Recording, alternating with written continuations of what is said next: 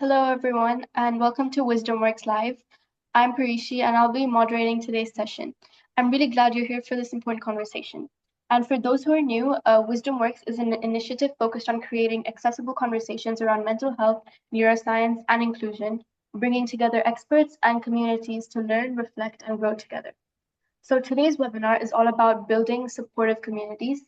We'll be focusing on the very real challenges of social stigma and isolation, particularly for children with developmental abilities and their families. Despite growing awareness, many individuals still face misunderstanding, exclusion, and a lack of support in everyday environments. So in this session, we'll explore how we can move beyond awareness and begin building communities that are more empathetic, inclusive, and genuinely supportive. So I'm very excited to welcome our speaker, Ms. Vaishali Pai. Vaishali is the founder and director of Tamahar Trust, which is a nonprofit organization dedicated to supporting children with developmental disabilities and their families. With over 2 decades of experience in the field of occupational therapy, she has worked passionately to create inclusive spaces where every child can truly thrive. And I'm really glad she's here with us today to share her insights on this important topic. So just a quick reminder before we begin to please keep your microphones muted during the session. And if you have any questions, please drop them in the chat and we'll address them during the Q&A at the end. So with that, I'm delighted to begin the session. First of all, Ms. Vishali, you're doing some great work at Tamahar Trust. So could you please start by giving our viewers an overview of Tamahar Trust, its vision and how it's supporting children with developmental challenges? Sure. Yeah. Parishi, do you want me to start sharing my presentation? There is a little bit of information about that, about Tamahar in that. Or do Yes, you that want would me be to great. talk first? You could share your screen. Share? Yeah. Okay.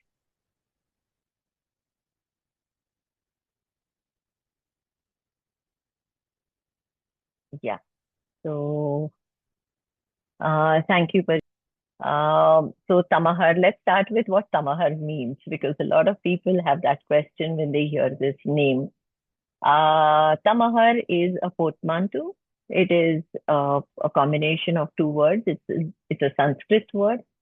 Tamas in Sanskrit is darkness, and hara is to remove.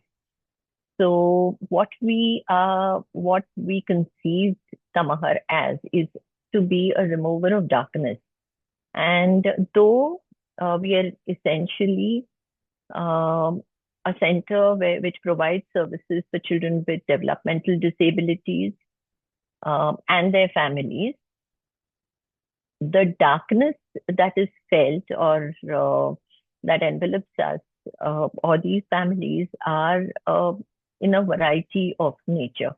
There could be cultural issues that interfere with the way people or families seek support for their children. There's ignorance, obviously. There is the actual mental health issue of families themselves, which with depression. I mean, the numbers that we know of are about 70% of the mothers of children with disabilities suffer from depression, and 90% of those mothers have had one suicidal thought during their lifetime.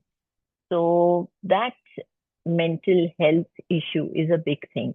So when I talk about remover of darkness, I'm talking about everything that envelops this particular sector of disability. I will be talking about it in a short while. So today's topic was navigating stigma and how do we build supportive communities. Now, building a supportive community is a two-way road. It's a two-way track. It's not about just, us or the people from the disability sector expecting support and help from the larger community. It is, I believe, and yes, I just want to mention this right at the beginning that, as you mentioned, I've been working for quite a while. I've been working for about 35, 40 years in the disability sector. So most of what I'm talking today is from my experience while working in this field and what I have learned. So I believe that the the disability sector or the disability community itself needs to do a lot in order to create awareness, in order to educate the larger community so that we can build bridges and then it becomes easy for the larger community to come and support the people on this side. I've had, so in Tamahar is about 17 years old now, and we keep encouraging volunteers and interns, student communities to come and support us or integrate themselves in the activities that we do. So I have more than once I have heard this uh, question as to, is it okay if I talk to this child, or is it okay if I make this child walk from here to there, or to give some support, or to do something? Will I make this child's disability worse? Now that itself tells you how we haven't yet created the kind of education and awareness that we need to create in the community so that they don't come up with this question. And unfortunately, the answer is that once there is some form of impairment or damage in the young or developing brain, there is there is nothing externally that we can do to make it worse. It's a sad reality. So I've just prepared a little information about what is it that mm, we see. What are the challenges that are there for the disability sector itself. We spoke about lack of awareness. We spoke about improvement efforts. One of the things that we have noticed is how there is a lack of family support. Now, this is a general talk, so it may or may not apply to multiple families who are listening in. But very often, I'm talking from the Indian perspective, there are instances where the nuclear family has to deal with the problems by themselves. There is lack of support or for a variety of reasons. Again, no judgment there, but there is a lack of support, family support from the other members, extended members.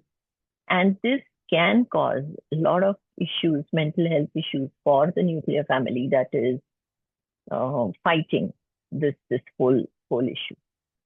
Absence of professionals. The rehabilitation, though, has been around in India for a really long time. We still don't have sufficient numbers of professionals who understand and who can guide families compared to the number of the population in India. We don't have competitive numbers of professionals who will support this. And of course, infrastructure is poor. I don't need to talk about it.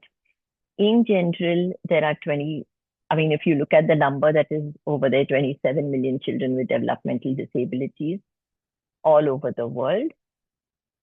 These come under a variety of diagnoses, but under 5 years of age, this is the large number that we have. What are the sectoral challenges that are particular for India, apart from these core issue challenges? One, and like I said, that there's an absence of professionals, is that out of the entire families, all the families in India, about 22% receive rehabilitation at some point in their life. There is one professional for 15,000 people with disabilities. The next one, the financial strain, is very striking. Families spend about 1/5 out of pocket income to just provide basic care for the child with disability. And This I mentioned already, 90% experience depression, burnout, isolation, etc. So these are real numbers that have come up. 53 million children. So 27 million that I spoke about was in India. 53 million children under 5 years of age are living with disabilities. This is from an international study. So it's a large number, and it is important that we understand, and it's it's our duty from the disability. I'm speaking on behalf of the disability sector. It is my responsibility to create awareness in in the larger community. So what are our challenges? I spoke about culture, especially coming from India. There are there is so much stigma attached to children who are born with disabilities. And somehow there is this culture of, let's say, attributing disability to God, to religious uh, issues. Um, Families often feel shame. So there are enough instances that we know about where families gent have have chosen to keep their children locked up, not brought out, for for their inability to face what the society around them can subject them to. And this is something, the shame, I believe, doesn't come, or we believe, sociology tells us, doesn't start at a later stage in life. It is something that is drilled down. A very we don't have now, though the instances of inclusive education, etc., is increasing. The Earlier on there wasn't that structure in our schooling, and very often people with even mild disabilities would be laughed at, or shamed. Parents often feel guilt. So I don't think families who might be listening to me don't need to hear me say this out loud, but this is for the larger community. Guilt is a built-in factor to any new parent, especially the mother. And when a mother has a child with disability, the guilt is many fold. What is it that I have done? What could have gone wrong? And believe me, that families also contribute to increasing this guilt by, pointing out certain things, that I told you not to eat this, or I told you to sleep more, or I told you to do X, Y, Z. It doesn't help. It doesn't help the mother who's already grieving. Partner dynamics. There are I'm moving away from personal challenges to the larger within family dynamics, etc. Very often you see discrepancy in the way that a father and a mother want to handle this issue of the developing child, the disability that could be happening with the developing child. And very often that skirmish can lead to much larger issues, where often either the child gets too much attention or the child gets very little attention. I spoke about family dynamics already, and the grief cycle. So, those of you who know the grief cycle, there is a shock. You see a child and you're shocked. You don't know. There's despair. There's depression, which slowly moves through number of steps into acceptance. And finally, when the parents are okay, or they start accepting the fact that, okay, this is what is going to happen, and let's find solutions for this. This grief cycle, unfortunately, is not something that's a one-time thing. Every time there is a change in the patterns of development, then the grief cycle is back. So the child who is an infant moves on to become a toddler. There is a grief cycle associated with some of the development of that is expected during toddlerhood. The child does not speak. There is a grief cycle saying that, oh, I can't hear my baby call me amma or, papa or whatever. The child moves from toddlerhood to probably preschool or school. There is that grief cycle associated with why can't my child learn like the other children around me, around us. And the examples I'm giving is just to show that, grief cycles are a part and parcel. The only way we can support and help families to break the grief cycle is the complete acceptance and the acceptance that there are going to be number of grief cycles. How are we going to be facing these? So what is a circle of support? There is self. I spoke about the grief. Spoke about the challenges of the self. Then there is the couple. How are the parents coming together to face this one particular issue? And it all depends on how large you think the issue is, or what do you make of it. There may be a very mild disability that can be quite disheartening to a family, whereas there are multiple children with moderate severe disability who are accepted. So how does what is the couple dynamics? What is the father and mother dynamics? How are the family members around supporting? Where are the friends?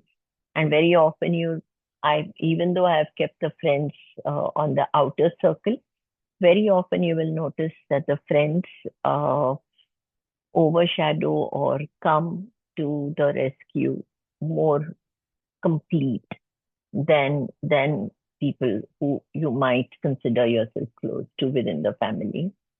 Then, of course, there are work friends, there are colleagues, there are peers. If you're associated with clubs, there can be just strangers. So you meet some strangers. So there are multiple instances of how families have come to us because somebody whom they met on in the metro tram or the bus or somewhere flights who told us, oh, do you know there is Tamahar? And go and check it out over there. So complete strangers can help support you. But this is where we start off with. So if we are going to build those bridges that we are talking about, we have to talk from the self, moving on to how to work together as a family, as the basic unit, and to the larger family, the friends, and move out.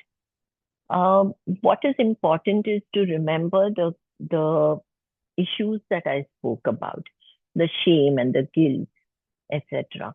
Because that is going to interfere in the way that you're going to ask for support and help from this entire group that can be available to you. So what are our solutions? So I've been working, like I said, I'm an occupational therapist. I've been working for a while. And it took me a while. I shifted from Mumbai to Bangalore, which is in South India. And I realized that the rehabilitative services over there were pretty not as good or up to the mark. This was in 1990. I started working. Luckily for me, I was very fortunate to be exposed to a number of international services that helped hone my skills further from just being an occupational therapist to being an early interventionist to being a family therapist and to complete that whole circle of support that I could give.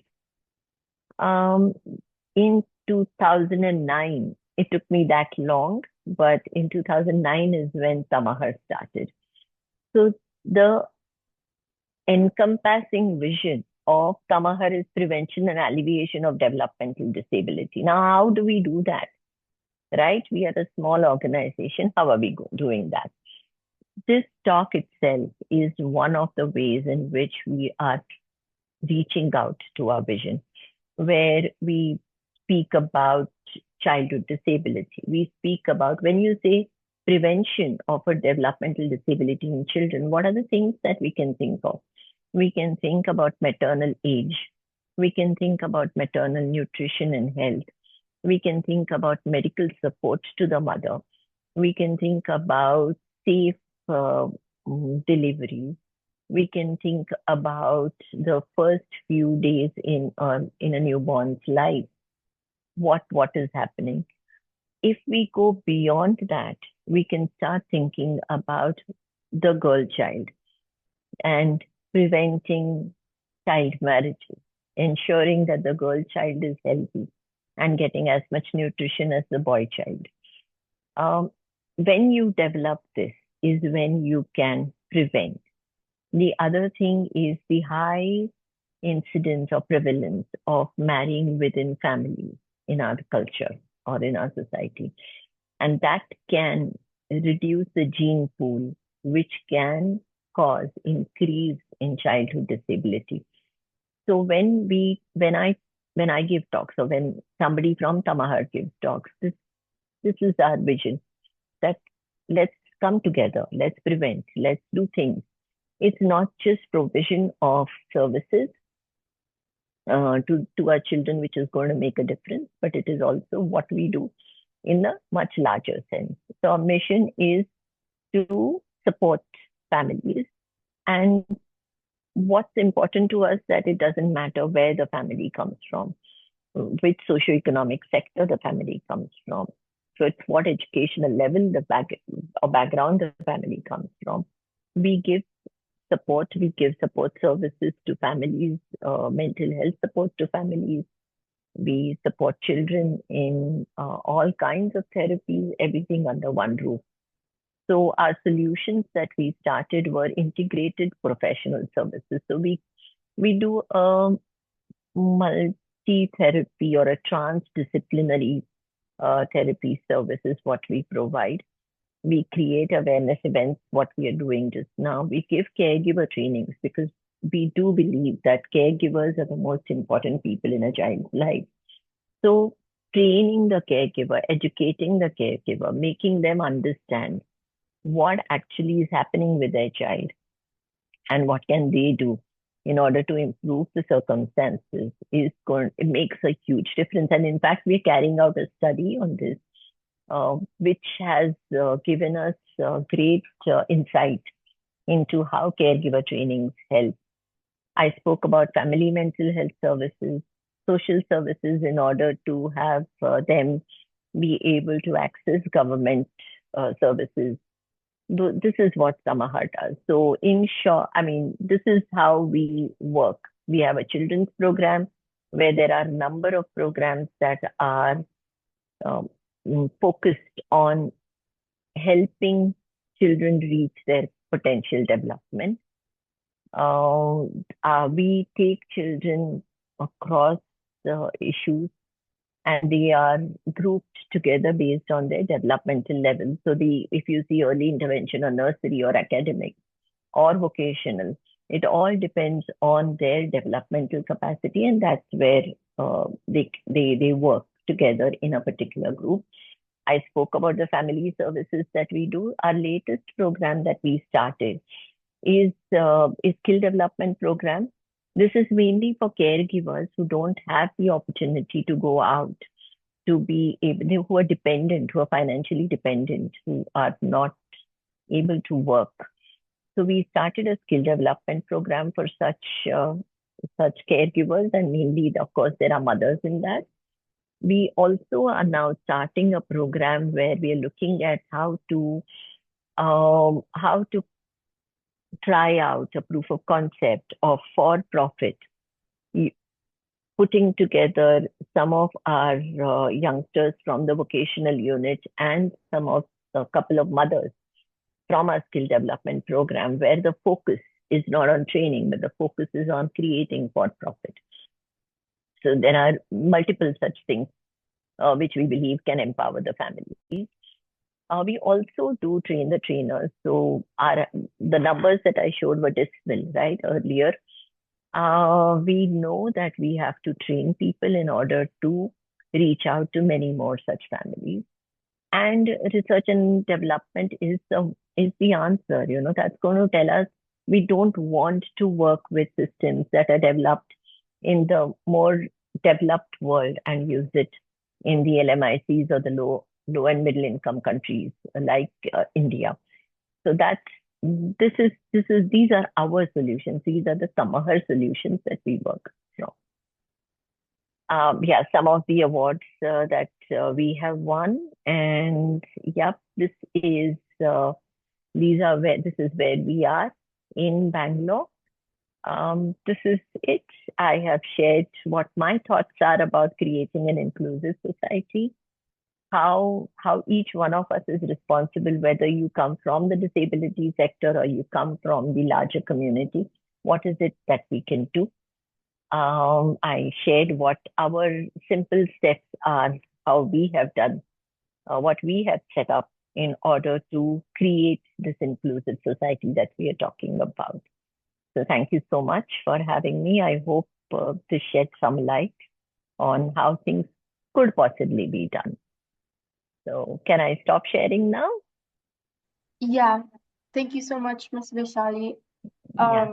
I think you brought so much depth into this topic, and that's what made it so meaningful. And I know that it will help us all better understand the realities faced by children with developmental abilities and their families.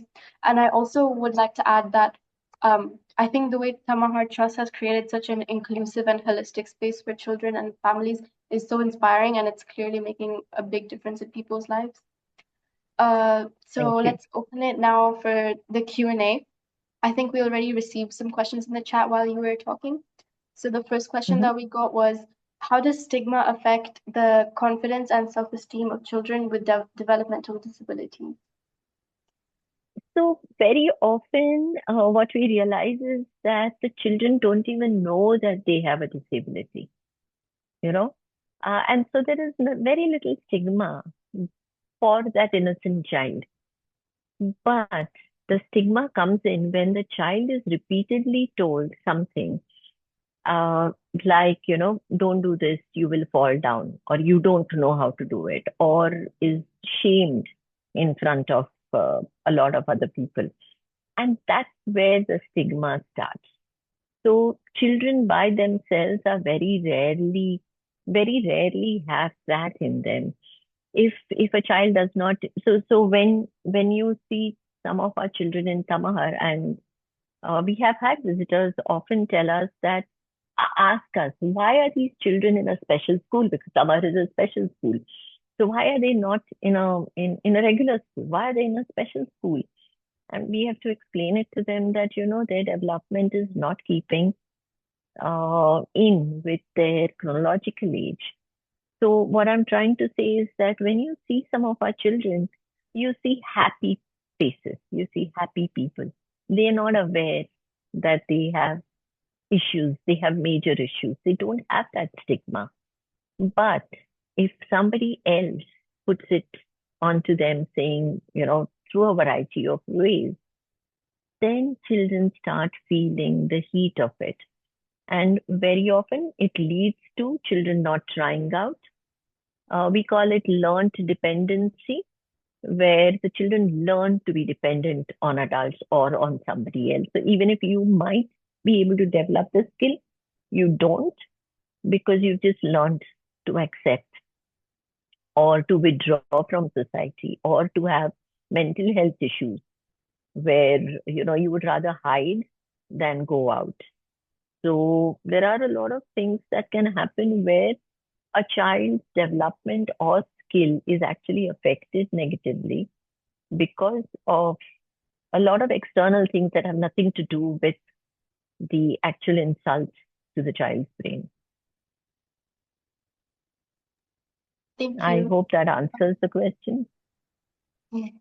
Yeah, also, something I was curious about as well, since you mentioned earlier about the absence of professionals and poor infrastructures as being one of the challenges.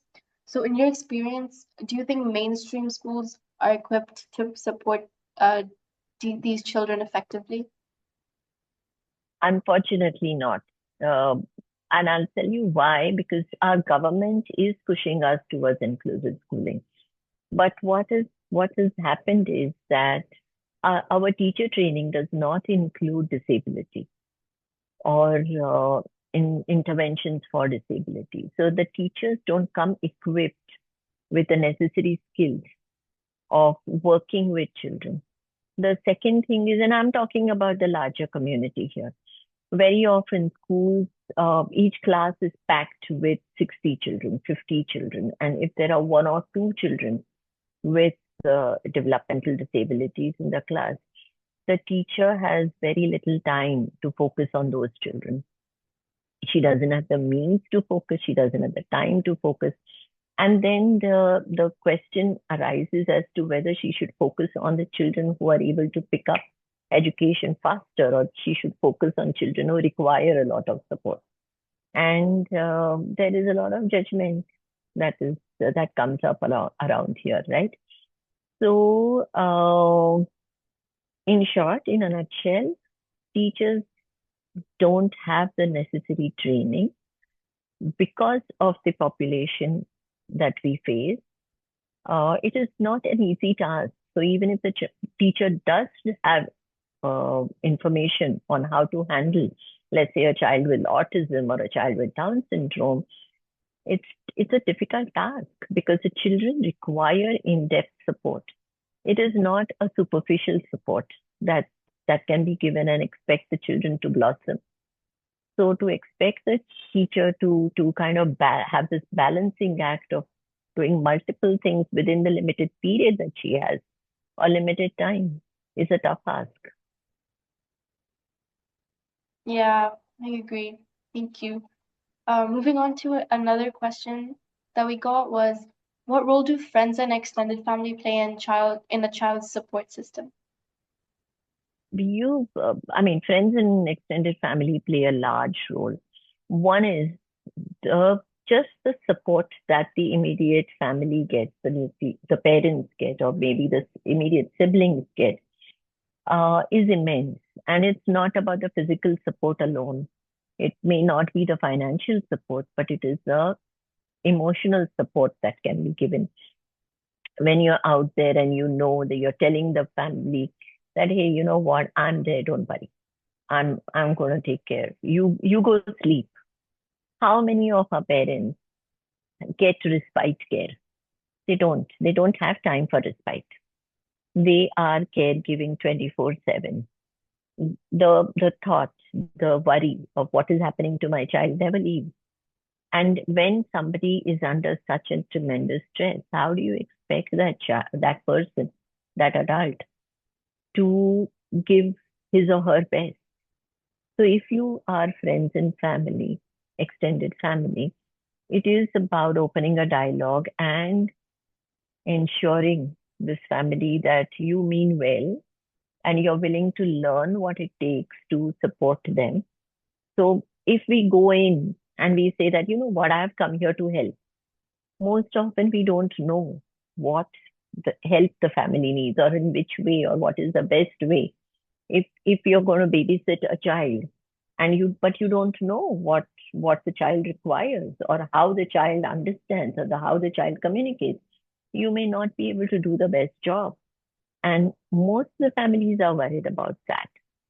So if we start a dialogue, we can convince the families that, hey, you know what, I have I have your back. I'm there. Teach me and I'll support you whenever possible. That not only would it give a physical respite to parents or families or siblings, it also gives a lot of courage, which then helps and makes determined families going ahead. Yeah, that really shows that each of us, even in small ways, can contribute to someone's circle of support as well.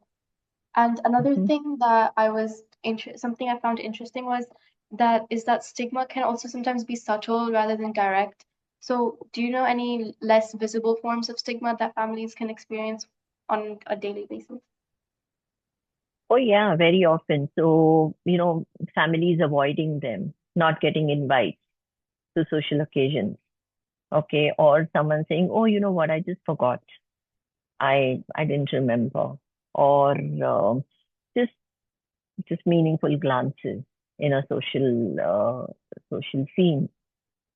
Or subtle hints saying that, stay away. Or open questions that could say things like, if my child um, is in the same class as your child, would my child become like that? So there are variety of ways. As human beings, we are very creative, and we can create a number of instances where we can shame others. Many a times it happens without our realization, but very often we do also create it knowingly. And that everything is based on our ignorance. It's not because we want to be bad people. It's just that we're ignorant, and unfortunately, so it's all these things are woven into each other. So you cannot say that only this causes this. It's an entire gamut of things together. Yeah, definitely. And not only is it ignorance, it's also such a huge lack of awareness as well. Yes. Yeah. Also, another question that the last question that we received in the chat was, how can someone volunteer at Tamahar? Oh, you need to write to us. If you had seen the last slide, it said tamahar@gmail.com. That's a common email. You can send us an email. You can, of course, call us. The number was there. Again, I can give it to you again. You can call us or you can email us saying that you would like to volunteer, and we'll send out a form to understand what are your how best can we make use of your skills, so that it becomes a win-win for both. You want to give your best, and we want to take your best without hurting.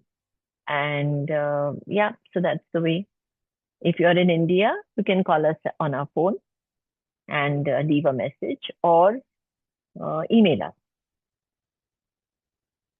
All right. And I had one last question to end on an So, optimistic note. Is there anything that gives you hope when it comes to building more inclusive and supportive communities in the future? absolutely. Things are changing. So one of the things that we do, and I didn't, I mean, there was not much time to talk about our program, but one of the things we do is we have exposure visits for our children.